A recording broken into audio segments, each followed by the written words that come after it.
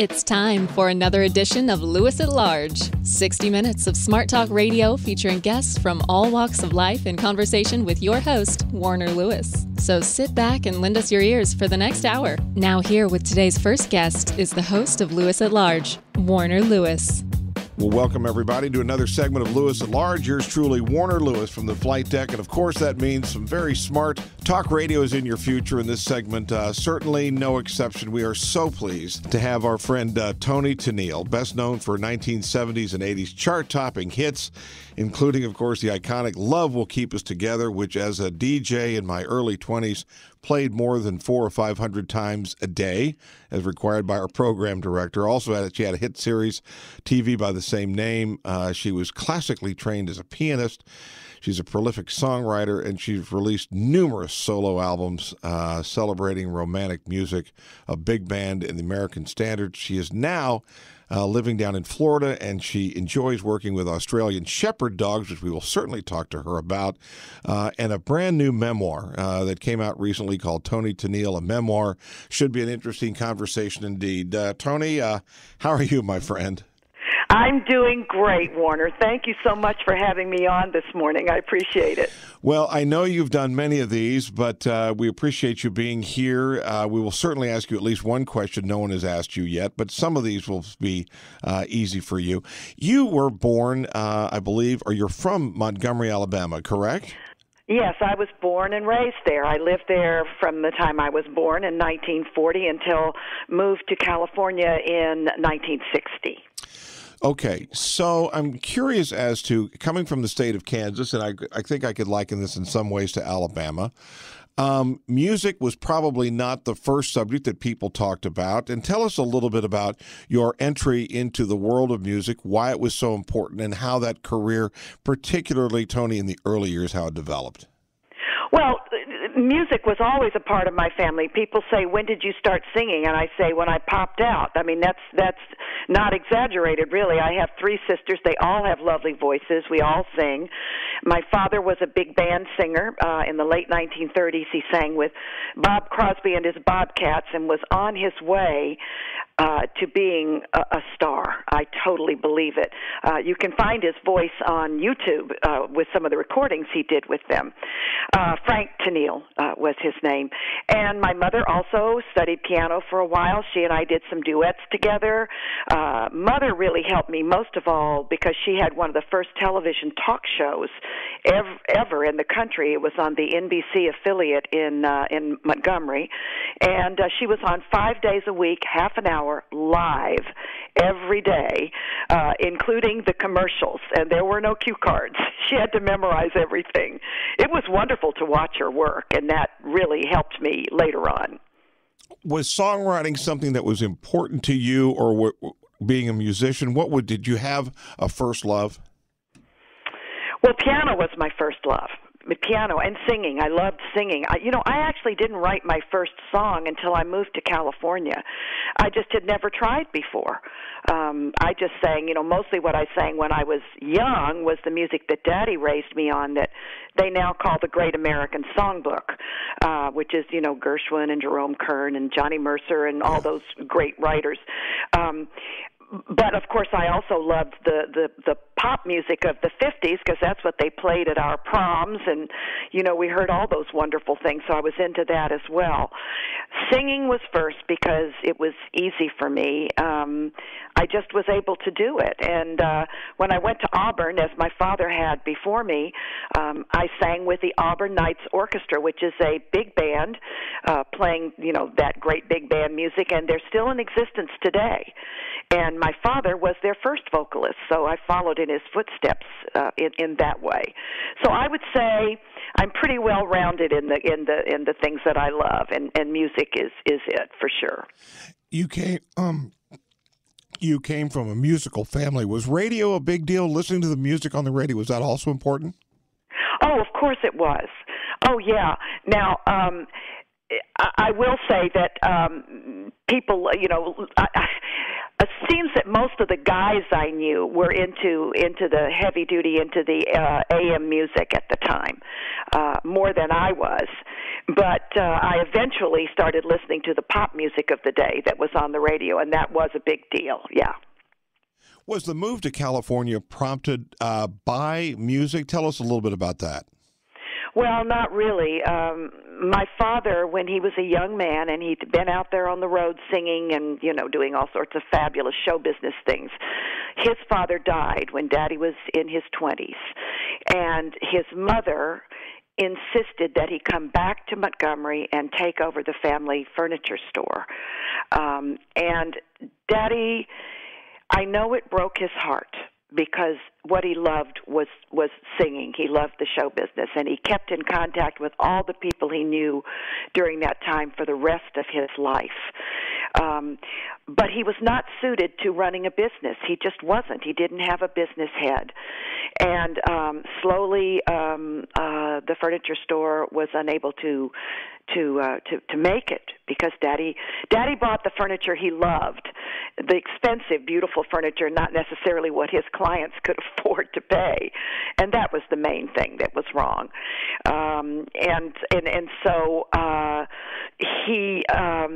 I'm trying to think where I was. I know I got off on another tangent then. So he lost the furniture store, and I could no longer afford to stay in college.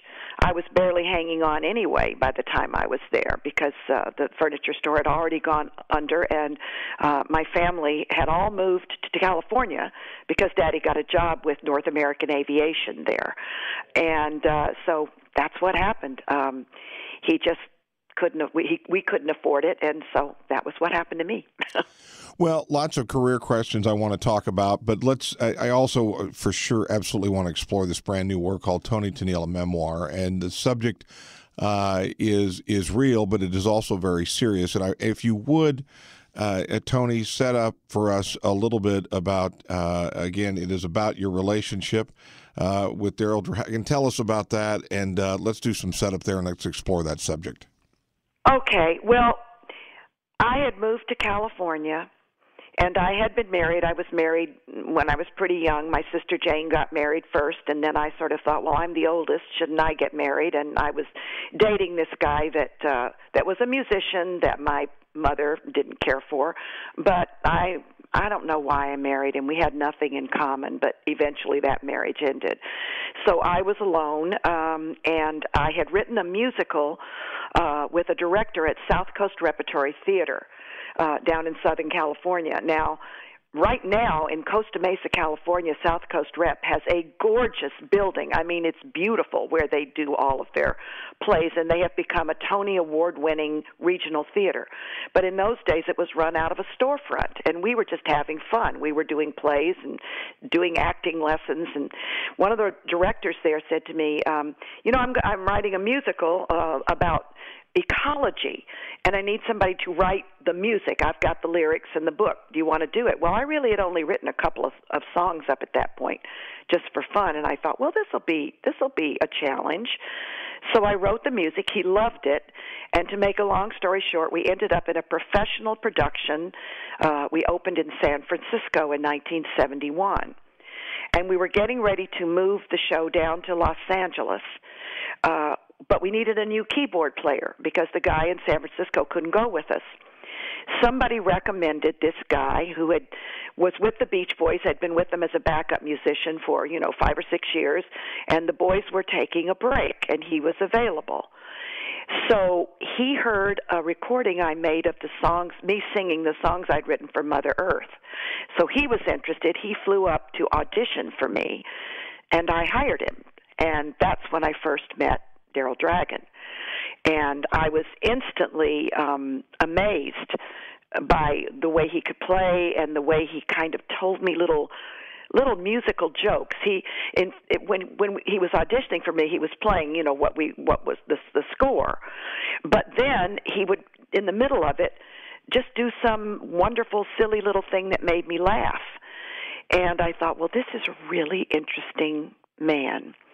So that's kind of how it started. I was pretty fascinated with him. Didn't know exactly what it was going to be for sure. But I was definitely intrigued. And then later on, Daryl hired me to play keyboards with the Beach Boys. Their regular keyboard player was taking some time off to get his degree, and Carl Wilson of the Wilson Brothers, Brian, Carl, and Dennis, who was the music director at that time, called Daryl and said, "Hey, we need a keyboard player for a while. Who do you know?" And Daryl said, "Well, I've got this gal. I know she can do it." And he said, "Well, okay, if you recommend her, I guess she's fine." He didn't even care that I was a girl, which I thought was really interesting. And on Daryl's word only, I got on the plane with the rest of the band and the rest of the group and flew to Binghamton, New York. And the first time Carl ever heard me play was at Soundcheck in our first concert in Binghamton. Oh, gosh. So I have a question for you, Toni. Are you the only female that's ever played in that band? As far as I know, that's right. I'm the only Beach girl. And I'll have to tell you, I was pretty impressed with Carl Wilson, and I liked him so much when I met him because he didn't care. As long as I could do the job and Daryl recommended me, he didn't care whether I was a girl or not. It caused some kind of interesting things when we first started touring because, the Beach Boys had lots of groupies, and they would always try to get up on stage or get behind stage, backstage, and they would say, "Well, I'm with the band," and the security guys will say, well, sure you are. Nah, you're not getting back here. Well, I'd get ready to climb up on stage to make sure everything was all set for the concert, and the security guys would say, you're not getting up here. And I said, "Well, I'm with the band," which has been said so many times. But eventually the tour manager started telling all the security, "Yeah, she really is with the band." So that took care of that. So back to the memoir. We're playing music together. Tell us about the wedding, or what leads to a wedding, and then share with us, if you will, the struggles that you felt in this unique marriage that you had. Well, let me just back up just a tiny little bit for the timeline. It's because when Daryl and I were working with the Beach Boys, we would take the time off and work in clubs. And that's, we played some dumps in the L.A. area, but we played some nice clubs too, and we ended up in a very good one called the Smokehouse in the San Fernando Valley. And it was during that time that we developed our style, I guess you could say. And it was very different because I'm a very open, happy, comfortable in front of people person, and Daryl is exactly what you think he is. When you saw him on television, that was him. That was no fake thing. His family was very, very difficult. His father was very famous in his day. His name was Carmen Dragon, and he won Academy Award for his film scoring. He was a symphony conductor. He was the epitome of the maestro, handsome and charismatic. But he was very tough on his kids, very, very, very critical of his kids, especially the three boys, and especially Daryl, because Daryl was the most talented, I believe. And I think that's one of the reasons he picked on Daryl the most. There was also some abuse going on that I don't want to really talk about because there are family members who still think that Carmen hung the moon and don't want to hear about these other things about him. But consequently, and because Daryl's mother was suffering from clinical depression from the time she was in her mid-30s until she died at age 82, I think it was, she couldn't give him the love. He never got the love from anybody else in his family. He didn't understand how to give it, and so he consequently just kind of grew into himself. He was always inside himself. And I was never able to read I didn't know how he felt about me for a long, long time. But we started living together in 1972, and we had our first hit. Love Will Keep Us Together climbed the charts in 1974 and ended up being the big hit of the summer of 1975 and went on to win a Grammy. At that point, when it hit number one, we still weren't married. We were living together. But the record company decided to put out a publicity thing that said that we were married on Valentine's Day. This was unbeknownst to us. I guess A&M figured people thought we were married, so they would put this out. I don't know why they did it, but we only knew about it when people started writing to us. Oh, it was so cute. I read you were married on Valentine's Day. And they would send us things with our wedding date, embroidered on it and things like that. So eventually we did get married, but it was I think it was mainly because our accountant said, well, now that you are making so much money, you'd do a lot better with your taxes if you got married. Now, let me tell you that all this time, that was what I wanted, but I never expressed it. And I never knew what he wanted, but we did go up to Virginia City, Nevada, and we got married in a little wedding chapel in the Silver Queen Saloon, and on November 11th, which is Veterans Day. Wow! So that was our romantic wedding. Is there a reason why you never expressed your desire to him to get married? Because you seem, as you said, you're open, you're out there. Is there a reason why I didn't? Well, I didn't know how he felt, and I was uncomfortable expressing how I felt. Because I didn't know how he felt. I know it sounds lame, but it was like, who goes first saying it. He never, ever said to me in all the years we were together, I love you, ever. He just couldn't do it. And so consequently, I never said it to him. I was waiting for him to say it first. And so the way I expressed my love for him was by the songs that I wrote.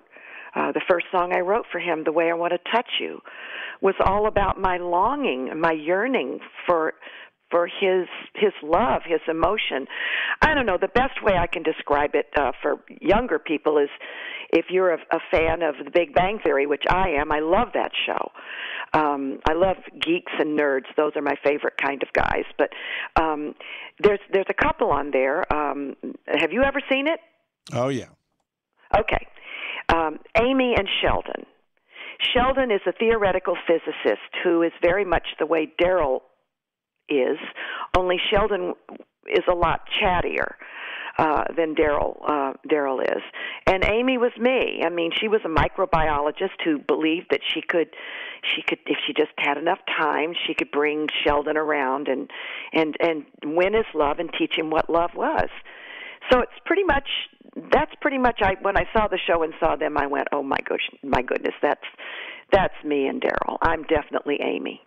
And you were hooked. Again, if you've just joined us, we're talking to one of an iconic figure in American music, Toni Tennille. A brand new work out called Toni Tennille, a memoir about her relationship with Daryl Dragon, that marriage. And Toni, again, you felt trapped in many ways, and yet at the same time, still very much in love and expressing your feelings through song.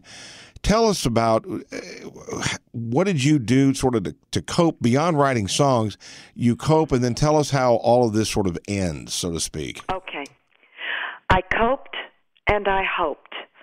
I didn't give up hope. I kept going and thinking, okay, I'm going to be able to do this. Eventually, after a couple of decades of being, stubborn Taurus me, romantic me, who figured I could do it, it finally got through my thick skull that I was never going to reach him in that way. So I coped, and I went, what am I going to do? What am I going to do? I'm going to just stay.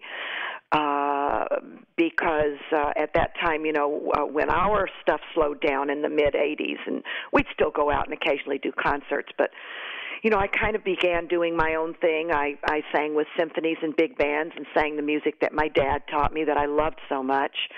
I went out and did a year's tour of the first national tour of Victor Victoria. I was Julie Andrews for a year on the road. I kind of did my own things, but about the time that Daryl and I moved to Prescott, Arizona, which was around 2006, I think, 2007, somewhere around in there, it started entering my head. I was going to have to do something to save myself. Now, anybody who's ever been in a what you might call toxic relationship or a draining relationship will understand what I'm saying. And I tell you, since the book's been out, I've been hearing, I can't believe the stories I've been hearing from people who say, oh, my God, you just told me my story, who have poured out their hearts to me. I never knew there were that many people that were going through what I was going through. And I turned to my family, who always had known what the situation was with Daryl, always. My sisters and my mom when she was alive, and although we kept it from her pretty much. But my sisters, my niece who co-wrote the book with me, Caroline, she knew all about it, my sister Jane's daughter. My friends in Prescott, my close women friends who I called them my council of wise women. There were many women there who understood, and they would let me talk it out, and they kept it to themselves. They appreciated my privacy. And I also had a wonderful therapist in Prescott that I was seeing for months, trying to make this decision. And finally one day, her name is Gudrun Miller, and one day Gudrun said to me, Toni, you know what you want to do. Why are you hesitating? And I said, well, I don't want to disappoint the fans. And that was really one of the things that was in my mind. I didn't want people who had thought we were the perfect couple and had based their idea of love on our relationship. I knew some of them would be disappointed, and some might even be pretty devastated. And she said to me, she looked me right in the eye, and she said, Toni, this is your life. It's not their life. Sure, some of them will be very disappointed, but this is your life, and you have a right to your own happiness. And when she said that to me, I realized that she was right about it, and I made that decision that that's what I was going to do. Toni, I want to be clear here and make sure that there is some clarity. You're talking about a toxic relationship and some dysfunction to it. We are not talking, though, about abuse. Is that correct? Oh, no. All right. No. I wanted to make sure, get that out there and make sure that was clear. Yeah, thank you for making that, because I one of the reasons I ended up writing the book was because I wanted people to understand that none of this is Daryl's fault. He just is what he is. And I thought I could change him, and I couldn't. I broke the cardinal rule of getting married. I thought I could fix him and bring him into the light. I thought how wonderful it would be for him if he could feel about music and life the way I do. And I didn't realize that he couldn't until very, very long into the relationship. None of this is his fault. It's mine, just because of the way he is. And when I mean toxic, what I mean is Daryl is and has been, ever since I've known him, a completely negative person. He seems to thrive on negative things. He loved the radio, and he would listen to the radio in the wee hours. In the days when FM, you could get those strong signals from all over the place. His favorite thing was conspiracy radio. He loved that. And he would the first thing he would say to me in the morning was, well, something like, the government's going to take all of our electricity away. Okay, and that kind of thing. Yeah. And he was always a hypochondriac. He tortured himself worrying about his health.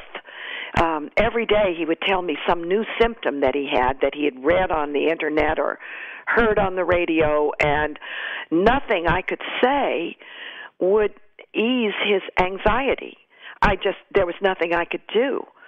And then consequently what would happen was I found myself losing that joy and love for the music and everything that I was doing, that he and I had done together. It was just draining out of me. And I know my sister Jane said to me, Toni, if you don't leave Daryl, this is what I see. I see you many years from now as a bitter old lady with no joy in your life.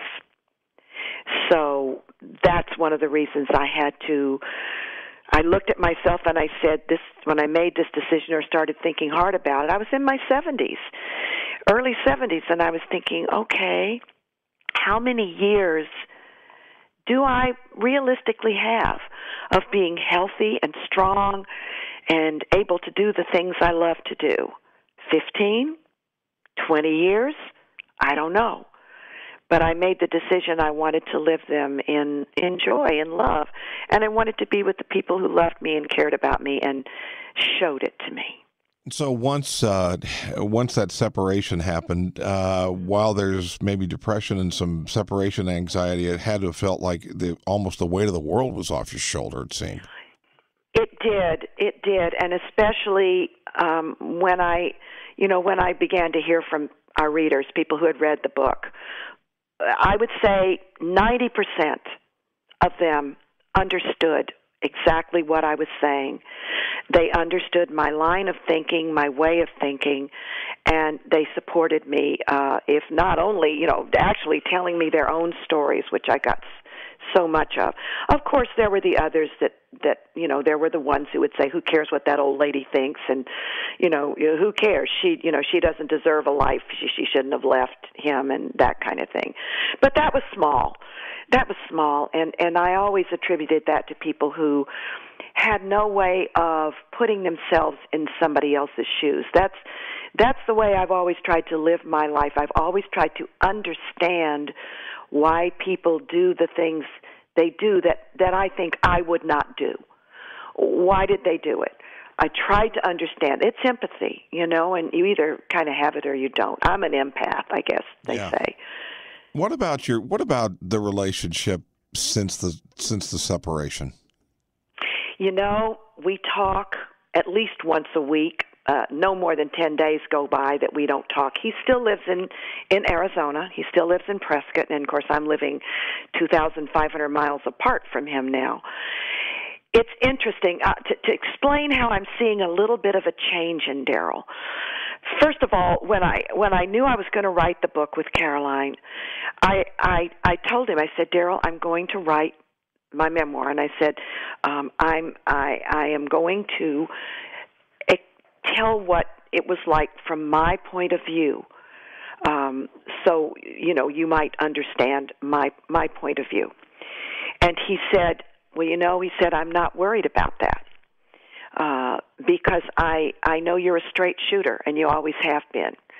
And in other words, what he was saying was, I know you won't throw me under the bus, and I wouldn't have ever.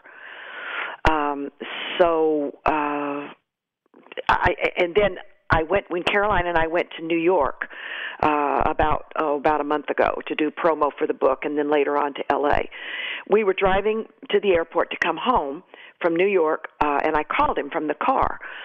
And I said, well, how are you doing? And he said, I heard your interview on the Today Show this morning. And I said, you did? And I said, well, what'd you think? And he said, I was proud of you, which just knocked me out. And Caroline could hear it because you were in the back of a car and you could hear it pretty easily. And we both looked at each other, and I that's the most positive thing he'd ever said to me in my life. And I think now when we talk, I feel, now this is incremental, this is tiny, because if you knew Daryl, you would know that he's always been just totally negative. I feel a very slight turning toward, it's tiny, but I feel like a little turning towards being a little more positive. Yeah. Well, undoubtedly, this has opened his eyes, too, in many ways, and I'm sure. Hey, before we get out of here, we're with Toni Tennille of The Captain and Tennille, and a brand-new memoir called Toni Tennille, a memoir released in April. Toni, I just quickly, let's quick dial back to 75. The final mix of Love Will Keep Us Together is done. You're in a studio, late night, early morning, who knows, and you hear it. Was there any? What was it? Did you look at each other and say, it's gonna be a monster"? Did you know? All right. Here's what we knew. We knew it was a terrific record. We knew it was full of hooks, as they say, things that would pop out of the radio and make people want to sing along. What we didn't know was what radio was looking for at the time, because if they were heavy with up-tempos, they would be looking for ballads. We were lucky because at that time, Top 40 radio was ballad heavy, and our single, Love Will Keep Us Together, was exactly what they were looking for. And so it started climbing the charts in November of 74. And it slowly climbed, and it was slowly added, and then the tempo sped up, and then by July of 1975, it hit number one. We knew if radio was looking for that type of a tune, we knew it had a really good shot, and we were right. You know, speaking of, I think that was the same summer that like Sister Golden Hair was released, maybe, and some other ones, and it was so as it climbed the chart, and at some point, I mean, it stayed and stayed and stayed and was played and was played and was played. Yeah. Did a life changer like that? At the time, did you say, "This is changing my life"? You know, I didn't realize what a major change it was going to be until we had the television show, when we were much more recognizable, you know, when we would go out in public, which really affected me more than Daryl because he hardly ever went out in public, but when I would go out, and we were recognized all the time, that was when it hit me. Before that, it was just kind of this fun thing, you know. Wow, we have a hit record now. The other thing you think of when you have a big hit like that is, oh gosh, what are we going to follow it with? You know, we don't want to be a one-hit wonder. One-hit wonder. Well, we didn't want to be that. You're right, which you know, there are a lot of those. But we, you know, the next one, The Way I Want to Touch You, which actually had proved itself on an independent thing we did in L.A. before that, became a million seller. And then our next album, we ended up with 3, and we went on to do really, really well. Our last big hit was the one that I wrote, Do That to Me One More Time, in 1980. It was number 1. So we had a good run, and we were very happy about that. Well, we could talk for a long time here. Unfortunately, we have limitations. We've been talking to Toni Tennille, just a tremendous talent and refreshingly candid and open. A work released in April called A Memoir. Toni, I am going to ask you a couple more questions, but before I do, how can people get a copy of the book and find out some more? Well, you know, of course, you can always get it online. You can go to barnesandnoble.com. You can go to amazon.com. It's also available in the audio version. I narrated the audio version, so if you want to hear me tell my story, you can just listen. Barnes & Noble carries it. You can find it at most bookstores. And I will say, for those people who really, and they can't afford it, you know, you can go to your local library and you can check it out there. Okay. Hey, listen, before we get out of here, here's a fun question. I don't think you've probably been asked, at least on this book tour anyway. Okay. Tell us about the last time you went through a fast food drive-through restaurant, and what did you order? Oh, my God. You know, I don't do that very often because I'm kind of a healthy eater. I'm sure you are. The last time I went through, when we were on the road doing dog shows all the time, when I was living in Prescott and I was showing and trialing my Australian Shepherds, we would go through McDonald's to get, you know, because we couldn't stop if it was hot to let the dogs, we couldn't leave them in the car, so we had to go through the drive-through. Right. My friends would get the breakfast sandwich, and I would get the parfait yogurt. Aren't I boring? The parfait yogurt and the orange juice, or I would get the oatmeal. That was my breakfast, and that was McDonald's. There you go. I love every minute of it. Toni, Tennille, thank you so much, and would love to have you on again. And best of luck as you work with those Australian dogs down in Florida. And thank you again so much. Thank you for having me on. I really appreciate it. You bet. We will be back with more right after this on Lewis at Large.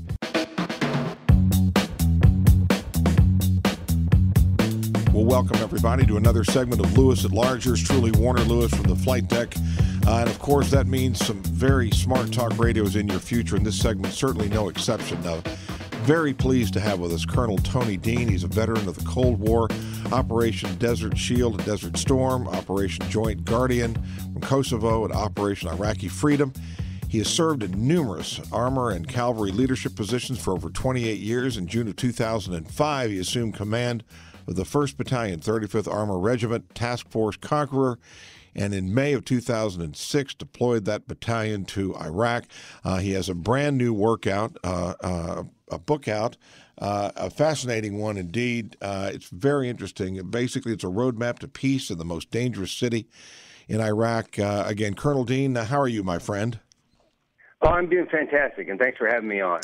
Well, we're very pleased to have you here. The Middle East, that subject that will not go away. If you would, give a little bit better setup about yourself. The military was your career, and you finished it actually just up the road at Fort Leavenworth. But tell us about how you got into the military and why, again, your time in the Middle East was so important to you, and you felt the need to share the experiences.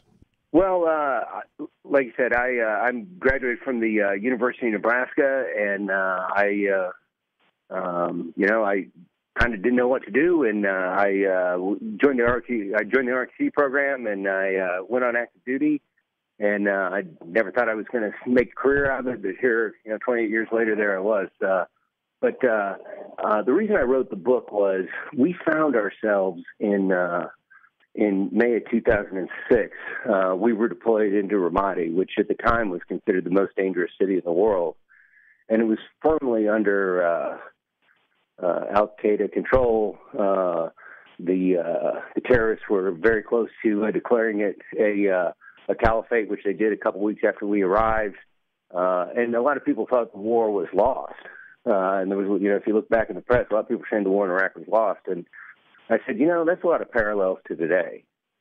And, and I also felt the need to tell the story of my soldiers who, through sheer heroism, ingenuity, and just a will to win, my unit, along with the rest of the units that were there, took back the city, came in with some new tactics, some new thought, took back the city. And we also reached out to the locals, and we worked with them and helping them govern themselves, and something called the Anbar Awakening started, led by Sheikh Sitar Abarishu, and that swept across the area. And within a year, we went from being the most dangerous city in the world to the locals running a 5K race down the main street of town, Route Michigan, which, when I was there, you didn't want to drive down there in a tank. Colonel Deane, I have a question for you. The work Ramadi declassified a roadmap to peace in the most dangerous city in Iraq.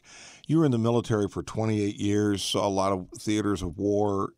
Is the training that soldiers can get, does it ever fully prepare them for what they encounter, particularly in the Middle East? Your training helps you quite a bit. And, one of the things that we did was we were somewhat lucky because my battalion was held in Kuwait for 6 months, from November 2005 to May of 2006, because we're trying to draw down forces and the war is winning, and we're winning the war, and we're trying to they were making a statement with my unit. So we had an extra 6 months to train up. And so, we got very, very good at what we were supposed to do. But, nothing really completely prepared us for what we found when we got to Ramadi. But what the training did provide us was, a sense of teamwork, trust in each other. The guys trusted me. I trusted my subordinates. And and it sounds kind of cliche, but the ingenuity of the American soldier. These guys, we all found ways to change what we're doing and adapt to the situation, and the training provided a good baseline, and we were able to be very, very successful there. I know one of the things that was important to you was establishing pretty solid communication and partnerships with those that lived there that were actually, so to speak, on your side. And tell us, if you would, a little bit of how is that done? How do you make those kinds of connections, and how do you know who the good guy is and the bad guy is? Well, we were lucky in that there was a few people that were very vocal supporters of the coalition forces, the American forces, and one of them was the Anbar family, and Sitar became the face of the Awakening. But one of the things that we went in there realizing was that there was a limit on what we could do as Americans, and we needed the people to control their own security. And if you look at the Maslow's hierarchy, or just you think about your normal life, security is number one or number two in what people look for in their life. And when we got there, the government had collapsed. The police force was in shambles. And we said, hey, if we can get the locals to join the police force, the record police force, they know who the good guys and the bad guys are much better than we do, because they're from there. They know the guys in town who are good guys and bad guys. And it was kind of, it goes back to small town. One of the things I said to the sheikhs was, hey, if you come back to my house in Nebraska, we all look the same, cowboy hats, plaid shirts, and they watch a lot of TV. But if you look at, I know everyone back in my hometown who's a good guy and who's a bad guy, who belongs and who doesn't. And that resonated with them. So we got them to join the police, and we went from 200 policemen when I arrived in May to almost 3,000 by the time I left in November. And this political movement started up in conjunction with it, called the Awakening, and hard fighting by American forces. And those things combined to really turn the tide fairly quickly. How many times we have had military leaders on in the past, and it sort of seems split 50-50 in their opinion of when you went there. Do you feel your hands were tied in your ability to win, so to speak, or did you feel like you had somewhat of a blank check to get the job done no matter whatever it took? I felt that we had a blank check. I'll be honest with you. We were allowed to do what we needed to do. But we quickly realized that you can't just go into town and start shooting everybody either. There has to be a limit. And not that we were acting like policemen, but being judicious in the use of violence was important, because you have to build trust in the locals. And you can look back on historical events, even back to the Irish Revolution, where the first thing they did was delegitimize the Irish police force, and so we were allowed to do whatever we needed to do, and we were also very judicious in the use of violence. One of the things that we trained while we were before we deployed and while we were in Kuwait too. If you just joined us, yours truly, Warner Lewis from the flight deck of Lewis at Large Radio. Got a good one going here, talking to Colonel Toni Deane. He is a veteran of the Cold War, Operation Desert Shield, Operation Joint Guardian, Operation Iraqi Freedom, has served for 28 years in the military. A work coming out very, very soon called Ramadi Declassified, a roadmap to peace in the most dangerous city in Iraq. Did you feel when you were over there, it's kind of going back to what we were just talking about, and that is the idea that much of this is a battle of ideas, a battle of philosophy, battles of religion. Did that put any kind of unusual kinks into your mindset as someone approaching it from a military exercise? It absolutely, and it is a battle of ideas. So, one of the things is, there's a limit on what the military can do, right? So, we can kill off all the leaders, number 2 men and number 3 men, but what will turn the tide is providing and this is what we thought about, was providing an environment where the people feel safe to get on with their lives. And like I said, I've been a lot of places in the world, and most people want the same thing: better life for themselves, better life for their kids, left alone, chance to earn some money. And what we found was that the enemy was very, very good at pointing out our faults. And a lot of times they just make up lies about us. And so we figured out that, hey, it's not just enough to go out and, track down terrorists and arrest them or kill them. We had to have a message, and we had to be able to sell that message. And we did. And one of the things with Sheikh Sitar, where he was very valuable to this, was he wanted democracy. He didn't understand it, didn't understand how it worked. He used to ask me, out of the blue, he'd ask me all the time, so when you have an election and the president loses, he just leaves, right? Yes, Sitar, he'd shake his head, But it is a battle of ideas. And we need to make sure that we're selling the ideas. And that's part of the problem, I think, right now. If you look at the Sunnis that are in Western Iraq, they have been they have suffered the violence of these terrorists, be it Al-Qaeda or ISIS, more than anyone else, more than the Shia and even more than the American forces. And, the terrorists have been keeping them under their thumb. And you can draw a straight line between the Al-Qaeda and Iraq guys in 2005, 2006, and the ISIS guys right now. They're all from the same group. The guy who's in charge of ISIS right now was one of them. And so they say, oh, they're not ISIS, they're not Al-Qaeda. Well, that's like saying, he split off of the Corleone family and started his own his own mob. Right. He's still a criminal. And so this battle of ideas is something that we need to be fighting just as much. And the government in Iraq right now is in shambles, and the people in Western Iraq and the Sunnis don't see themselves getting a good shake. So they're have to choose between the devil they know, the terrorists, and the devil they don't know, the Shia government that seems bent on oppressing them. What about, you mentioned ISIS. We can't have this discussion, obviously, talking to you without at least mentioning that entity. I'm very curious from a military standpoint and just sort of the philosophical, maybe the environmental standpoint, having spent as much time over there and with working with those people as much as you did. What's your prognosis there? What are our real chances of defeating, quote unquote, ISIS, or at least rendering them pretty harmless and irrelevant? What are the possibilities of that?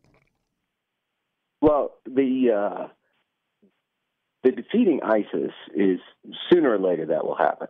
They will collapse under their own weight. It may be a year, maybe 2 years. The next administration may, launch more military acts on them. But the thing to keep in mind is that these ISIS guys they started out few guys that were still alive after the surge, after we went after Al-Qaeda in Iraq, right? And so right now there is, 43 groups aligned with ISIS in 27, 28 countries. And so just because we defeat ISIS, it'll move someplace else. And, the leaders keep going and they'll learn and, just as Osama bin Laden, killing him didn't really make us any safer. Killing off these ISIS guys isn't going to make us any safer until we really look at the broader problem and say, where are these guys?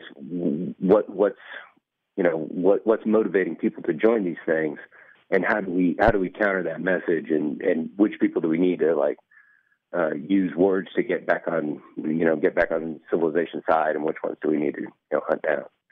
Again, if you just joined us, Warner Lewis here from the Flight Deck of Lewis at Large Radio in the middle of a great segment with Colonel Toni Deane, a veteran of the Cold War, Operation Desert Storm, Operation Iraqi Freedom, has served in numerous theaters over his 28-year career, now retired. A brand new work soon to be released called Ramadi Declassified, a roadmap to peace in the most dangerous city in Iraq.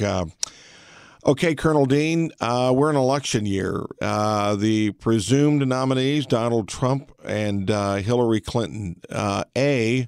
Does that make you feel good, make you feel bad, make you feel indifferent, wait and see? And if you were sitting there with them the day that they're inaugurated, again, what advice would you give them? Well, I guess on the first part, I always wondered myself if in, the late, 1790s, people were sitting around scratching their heads saying, Madison or Jefferson, oh, geez, right? Bobby Kennedy said a statesman's a dead politician. So, I think both of these will, if they're president, they will do what's right for the country. So, I think the thing that they need to understand, like I said, was, hey, you need to be serious about this. We need to quit the political grandstanding and see, kind of really dig down, see what the root causes is and try to fix this and fix this problem. Because the alternative is, as success breeds success. And as these groups, like ISIS, continue to grow, it attracts followers. Success breeds success. And you say, oh, ISIS is on the run. But if you look 20, 30 years ago, 25 years ago, Al-Qaeda started with 4 guys, in Pakistan sitting around the table saying, hey, we're going to make this group and we're going to defeat the West like we defeated the Russians in Afghanistan. And so they've gone from 4 guys to a caliphate in 25 years. I mean, success breeds success.